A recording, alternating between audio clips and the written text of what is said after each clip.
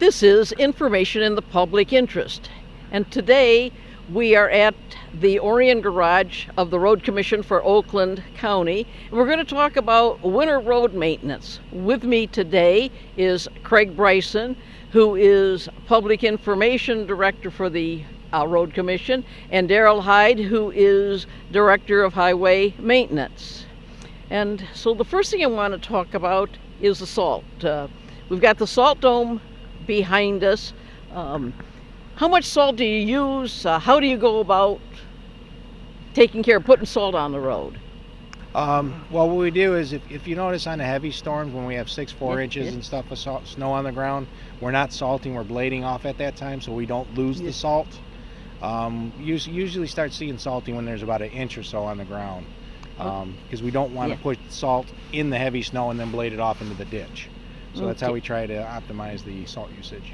Okay, and it's my understanding that there's a certain degree at temperature-wise at which salt will work, and lower than that, it doesn't really work. Yeah, once you start below getting 18 degrees Fahrenheit, the salt efficiency starts to lose its usage.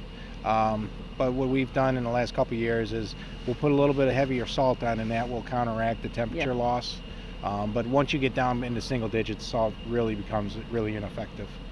Okay, Craig, I know you work out of headquarters, and that you're always, your board of directors, your staff is always interested in how can we be more efficient, save money. So what are some of the other things that the Road Commission has done to maintain the roads in the wintertime and be more cost effective?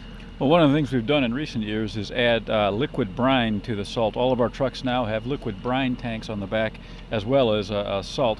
So when the salt comes out the back, it's mixed with liquid brine, which is naturally occurring salt water. That allows the salt to be more effective more quickly and allows us to use less salt. So we've actually cut down our salt usage considerably in recent years, almost in half, and still attain the same ability to get rid of the ice and snow. And that's starting to significantly cut down our salt budget. And where does the salt brine come from? We actually pump it out of the ground. We have 3 of our own wells. One is right over here behind us. We have wells at 2 of our other garages across the county, and we pump it directly out of the ground at very little cost to the agency. Oh, as a taxpayer, always nice to know that you're looking for ways to save money and be more efficient. Well, that's actually a great example. We used to buy the liquid brine from contractors, found out it exists underneath most of southeast Michigan, so we decided to pump our own out at very, very little cost. Okay, and I think I've also heard that the Road Commission subscribes to a service that lets you know about the weather and when to begin to run your machines, your trucks, and things like that. We do. We monitor a number of weather services. We subscribe to AccuWeather, which monitors the weather and gives us forecasts and warnings when storms are coming. We work with the NOAA Weather Center in White Lake Township that gives us fantastic detailed information. And of course we monitor the local media as well and kind of get the cumulative information from all those sources. Okay, thank you. Let's get back to the salt trucks that we see out on the highway. I noticed that when they're loaded with salt and going down the road, there's that little spinner thing on the back of the truck that's actually distributing the salt. In order to be sure the salt gets on the road the proper way, how far back behind a salt truck do you recommend drivers stay? Well, we want to give our drivers as much room as possible, and we typically like to see people back about 150 feet. Define that in car lengths for me. Oh, about 8 car lengths. About 8 car lengths. Give or take. And then again, in the weather conditions that we're in, we want to make sure that they have time to stop. Our salt vehicles aren't traveling at high rates of speed because we want to make sure that the salt's being applied in the proper area. So if people could stay back about 8 car lengths, that gives our drivers the ability to see them behind them, as well as if they have to react to something in the road, it gives them a safe distance to stop and maneuver around them. And if you're on a 2-lane road, you don't want a driver trying to pass a salt truck. No, we don't recommend that because obviously they're, when we're out working in this environment, the visibility is going to be reduced. Yes. And trying to get a pass around a salt truck, they may not have hit that road yet. So the conditions behind the truck are going to be a little different than the conditions in front. We may not have removed the snow yet, and obviously it hasn't been salted yet. So we would recommend just, please take your time and be courteous to the drivers and let us get around. Okay. Appreciate that information, and I hope we got viewers who pay attention, that you're out there for the traveling safety, and you don't want somebody who's in a hurry Correct. to jeopardize their safety, the safety of others, and possibly the safety of your drivers. So Correct. what is the priority for doing roads? Okay, we've got a snowstorm coming tomorrow. What roads are going to get done first? Well, we've got it.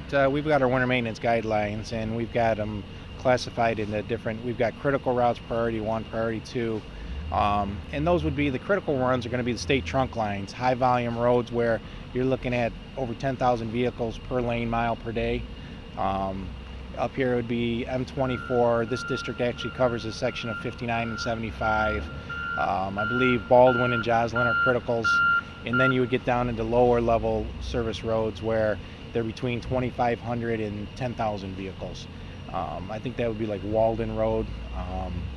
And I'm just trying to think of some more in this area. Maybe Clarkston? Clarkston, yeah, perhaps. Yeah. So, and then it goes down from there. And the last roads we're going to get into are subdivisions. And I know the residents don't exactly understand why it takes us so long to get in there, but there's no use being able to get out of your sub onto a road that you can't drive on. And obviously the high volume roads get it first, and then we whittle down to the subdivisions. And JoAnn, that's safety is the determining factor there. Obviously the high volume roads have not only the most traffic, but the traffic is moving at the highest speeds. So we want to make sure that those roads are as clear and free of snow and ice as possible first to improve safety. Okay, and I know that you operate on, unfortunately, reduced revenues, because all of your revenues come based on gas and weight taxes. That's right. And so if cars are more fuel efficient, which some see as a plus, that's really a minus for the Road Commission because it reduces your revenue. That's absolutely right. And gas tax revenues have been going down for a number of years now, and will continue to go down as car fuel efficiency improves. Again, it's great for environmental issues, but it's a challenge for road funding, and that's something we've been facing for a number of years now. And what about these electric cars that don't buy any gas at all? They're not paying to use the road, and that's a question we'd like to see the state legislature address. We think it's only fair that everybody pay their fair share to use the road system. Okay. Tell me a little bit about, I think it's been referred to as fast-tracked, or your traffic lights that change based on the volume of traffic. Right. It's an adaptive, what we call an adaptive traffic signal system that actually uses video cameras to monitor the traffic in an intersection, and those cameras feed data to a computer at the intersection that literally counts the cars going through and determines how many are going in each direction, and then most efficiently uses the time on that signal to move that traffic at that moment in real time through that intersection.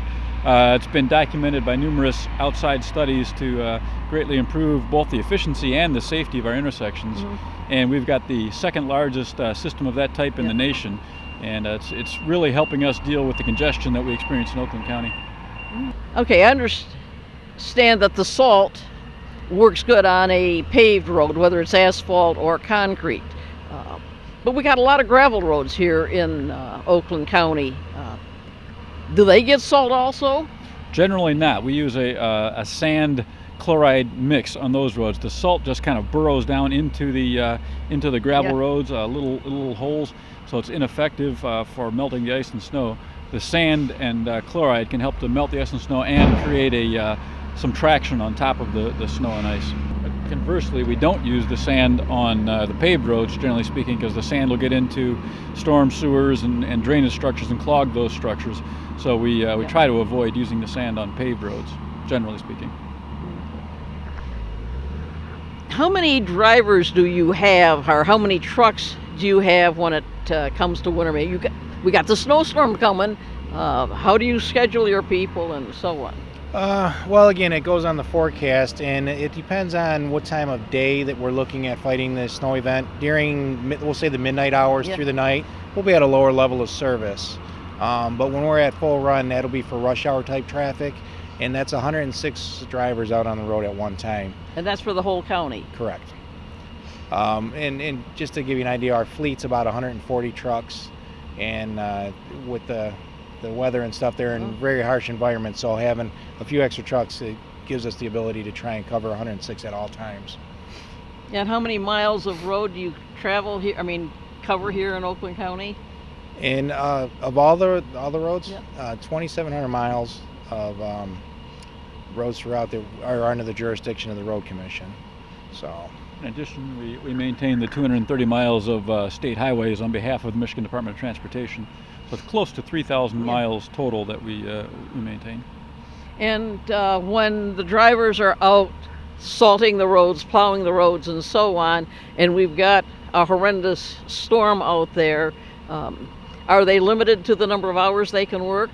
yes, our drivers are limited to a 16-hour shift, and after that, they're ineligible to be called in for 5.5 hours, and hopefully you can go home and get some recoup, and then they're eligible again for a 16-hour shift. And as a general rule of thumb, based on your past winters here in this part of Michigan, how many times a year do you have a major storm where you have the guys working those kinds of hours? We've been fortunate in the last few years. We'd have maybe 3 or 4, but you're probably looking at, for a major storm where it's back to back to back, you're probably, I would say probably 5, 6 handful. We just already had one this year, which was early for our winter maintenance. Yes. The December, the last weekend, we ran 36 hours, or almost 48 hours, I'm sorry. By the time we gave everybody time to go home and get some sleep. One point on that, JoAnn, is that it's not only the big, huge snowfall storms and we're often out for long periods of time. We can have a series of very small snows that cause a dusting of the roads, but make the roads slippery, that cause us to be out for prolonged periods of time or have lots of trucks out overnight. Mm-hmm. So it can be a variety of weather conditions that cause us to be out throughout the winter. With some of these minor storms coming along, do you do any kind of pre-treating of the roadway? We do. We use the liquid brine as what we call an anti-icing tool as well, where we go out with tanker trucks and spray brine on some of the more major roads. And that delays the formation of ice on those roads, buys us a little Mm-hmm. time, if you will, and helps to speed the process when we do salt. Okay. Is there other information that you would like to share with our viewers regarding winter maintenance, the job of the Road Commission, the challenges that you face? Well, we appreciate residents' patience when we are battling these storms. As we said, the main roads are our top priority. So when we have a snowstorm that continues to snow, we will have to stay out on the main road. So again, we just appreciate their patience. We'll get into subs as quickly as we can, but we have to make sure that the busy main streets are safe before we can get off of those and get into the subdivisions. Okay, is there a volume of snow that you need to reach before you even think about getting into subdivisions? Yeah, typically a 1-inch storm or something like that, it makes the subdivisions travel. You can travel through them reasonably well. 3 to 4 inches, we really started looking to get into the subdivisions. And what we've actually done to help us get into subs quicker on those major storms is we have contractors who do our back gravel roads. They open those up for us on a 6-inch storm, so that'll keep us moving in the direction of getting down to the lower volume roads, and that gets us into subs a little quicker. So that's one of the things that we do. Okay. Well, I very much appreciate both you gentlemen, Darryl Heid, who's Director of Highway Maintenance for the county, and Craig Bryson, who's the Public Information Officer for the Road Commission, spending time to talk with us today about winter maintenance on the roads and what the Road Commission is doing to make sure that all of us can safely travel. And again, let's remind viewers, how far back from a salt truck should a driver be? Oh, we'd like them, like I say, 150 feet back, about 8 car lengths. And that gives our driver time to take care of what they need to take care of. Okay. Thank you very much. Thank you. Appreciate it. Great, thank you.